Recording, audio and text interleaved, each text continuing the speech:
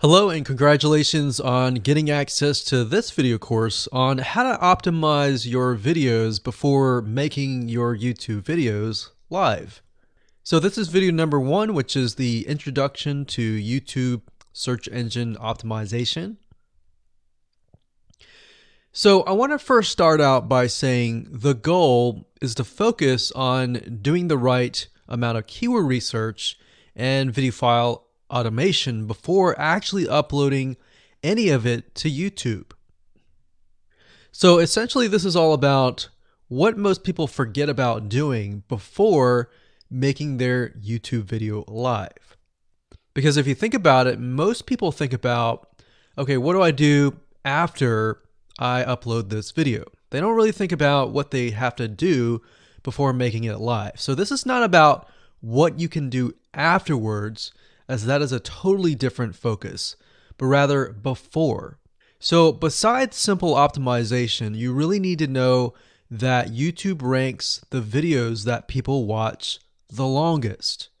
Meaning, let's say for example that we have a 10-minute video.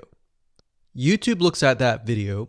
They look, yes, at the likes, dislikes, and comments, but they also look at, okay, do people actually watch most of this video? And based on, let's say, 1,000 views, how many of those 1,000 views actually watched either 50% or 100%, or how many minutes total? 1,000 times how many minutes was watched. So they really look at how long people watch the videos as a whole. Meaning the more viewers and the longer that they watch, that will get you ranked up further and further up. So instead of focusing on, spammy tactics, tons of backlinks, and all of that, our goal here is to really focus on the user experience. So what I want to do now is give you a quick overview of what's inside this video course. This is, of course, video number 1. Video number 2 is going to be about competitive research, or in other words, researching your competitors to kind of get a better idea of why YouTube is ranking those videos. Video number 3, we'll talk about highly searched keyword terms and how you can find those for your product or service or whatever you're trying to promote. Video number 4, we'll talk about your title and your description. Video number 5, we'll talk about video file optimization. So we're going to optimize the actual file, because each file has essentially information in it. And of course, video number 6 will talk about why your thumbnail is important and how to make it professional and good looking. And video number 7 will talk about video length and why that matters. We talked briefly about it just now, but I'm going to dive in deeper in that video. And of course, last but not least, I'm going to give you a secret tip on how to outrank your competitors in video number 8. So before we get started, I want to talk about what you need to have in hand. You're definitely going to need your product or service and an idea of the niche that you're targeting. You also need to have a video that is ready to be uploaded. And with that said, let's move on to video number 2. Hello and welcome back. This is video number 2. So let's talk about competitive research. You see, the best way to understand how you can rank better is to know what is already ranking in your niche or your market. So what we want to do here is we want to analyze the videos that are on the top. And I want you to specifically look at what titles, what descriptions are they using, and what thumbnails are they using that are eye-catching. And what is the user experience like when you click through those videos? So let's go ahead and do some competitive research. So for the sake of making sure that we find YouTube videos that actually relate to promoting a product, what I want to do now is just to pick a product out of the blue and let's take a look at YouTube. So one product that I've been using for a while now, which has been really, really awesome, is called the Instant Pot. It's basically a pressure cooker that cooks food at a really fast rate. So what we're going to do is we're going to hop on over to youtube.com and we're going to type in Instant Pot and see what we get.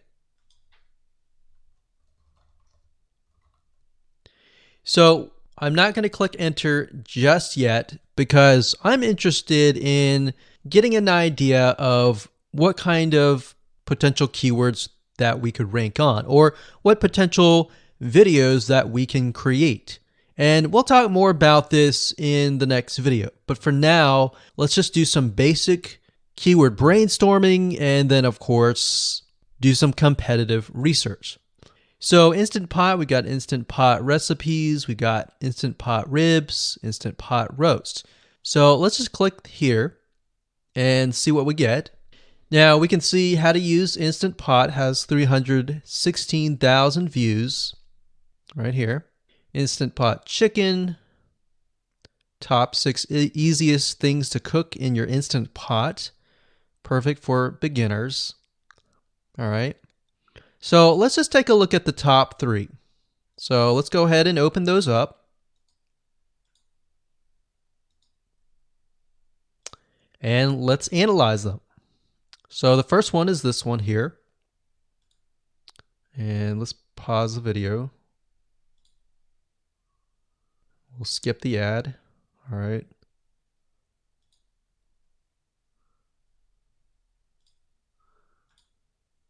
Okay, so how to use the Instant Pot 101 for beginners.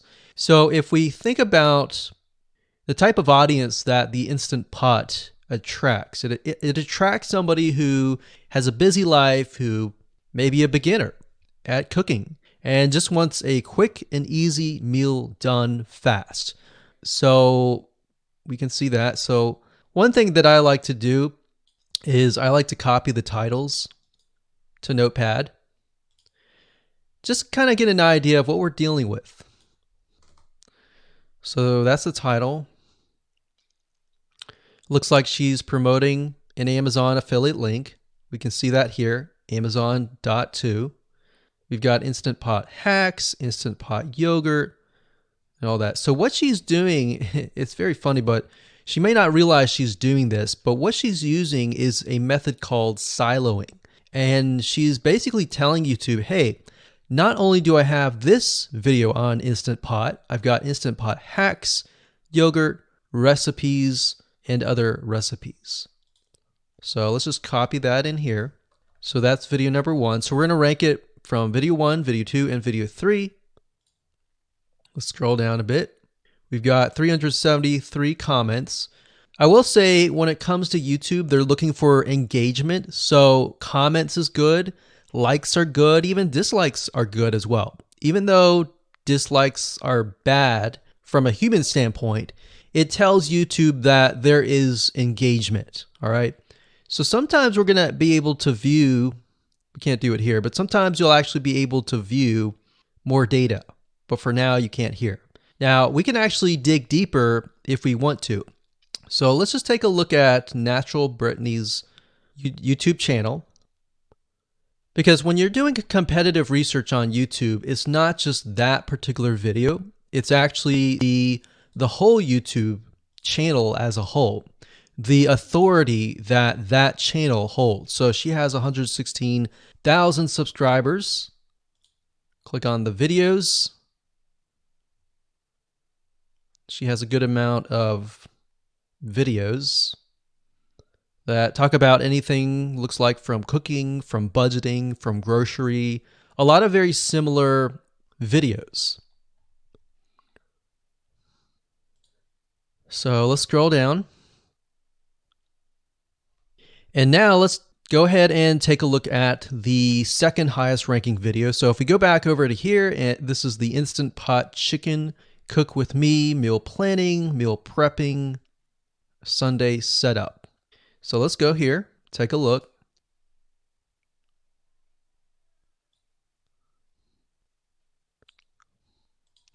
Okay, let's see here. So it's a 20-minute video, all right? And it has 658 likes, 5,000 views. If we take a look at this video here, this has 320,000 views and 7,000 likes. Now, notice how it says 13 minutes here, and notice how it says 20 minutes here. We'll go back to this later on. All right, so we'll talk more about why a certain amount of time of your video is important, why the timing is important. And why is it that this lady has only 5,000 views, whereas the other lady has 300,000, and this lady is ranked right below that lady? All right, so why is that important? And why does that correlate to the time? So we'll talk more about that later on. But for now, let's just do competitive research. We're not trying to figure things out right now, and go from there. So if we take a look at the description, it says cook with me as I try a new recipe with Instant Pot. So the description contains the keyword. Sunday setup. Looks like she's got some Amazon links. And if we think about Instant Pot, who could it be targeting? All right, so this lady calls out people who are trying to prep on Sunday. So if we can get an idea of who it's targeting mothers, it's targeting people who are busy, who maybe only have time on Sundays to set things up. And chicken is a common thing, so maybe she's getting a lot of clicks. We don't know exactly, but we know that the headline and the description work together and getting clicks. All right, back over here, this is the third one. So let's take a look at this one. So this one is 8 minutes, but it has a lot more views than those other two videos, but it's shorter. It's shorter, but it has longer amount of views and it's third. It's got 11,000 likes and 633 dislikes. If we scroll down, we can see that it has more comments than the first one. So why is it that the first one is number one and this one is the third one and it has more views and more comments? Well, we don't know exactly why, but I have a hunch as to why that is, which we'll talk more about ranking and what Google and YouTube is looking for later down the road. So that's that. Let's just copy that title. And I'm going to go ahead and pause this video and we'll copy and paste that information to the notepad.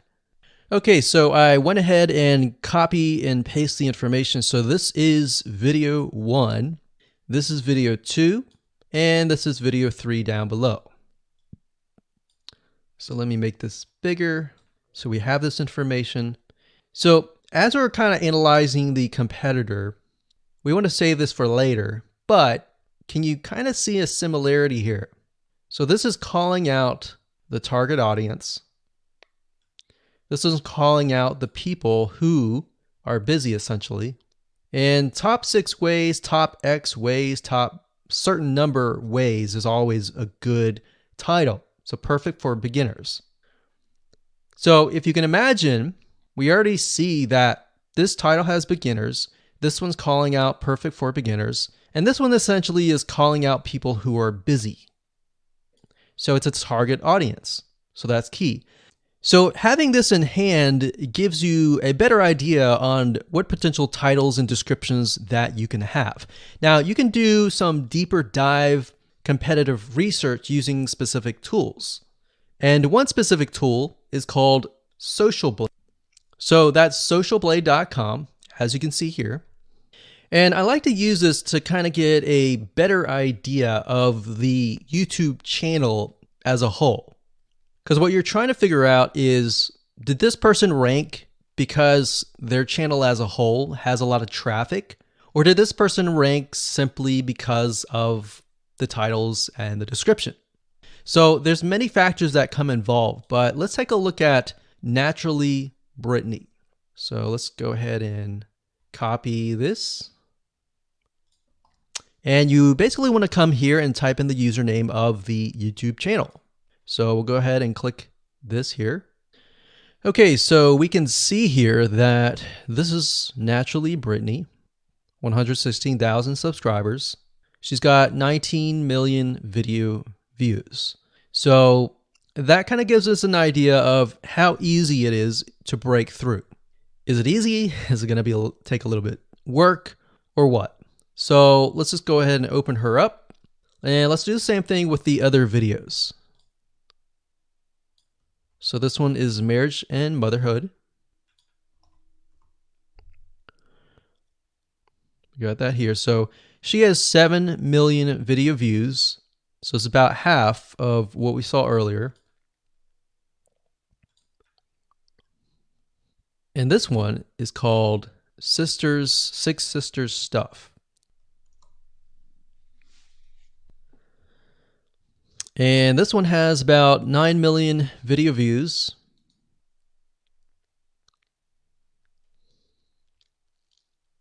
So right off the bat, we can see that if we were to rank on the keyword Instant Pot, it's going to take a lot to break through. But the way we can break through is by using essentially subcategories of that keyword. So Instant Pot recipes or Instant Pot chicken recipe, stuff like that. So we can see that each one of these has about 100 to 200,000 subscribers. So you're going to have to be competing against that. Now, obviously, if you have a good size YouTube channel, that will usually mean that you can break through fairly easily. But if you're just starting out, then breaking through on that keyword is going to be a little bit more difficult. So the next question is, what keywords should you use? And we'll discuss that in the next video.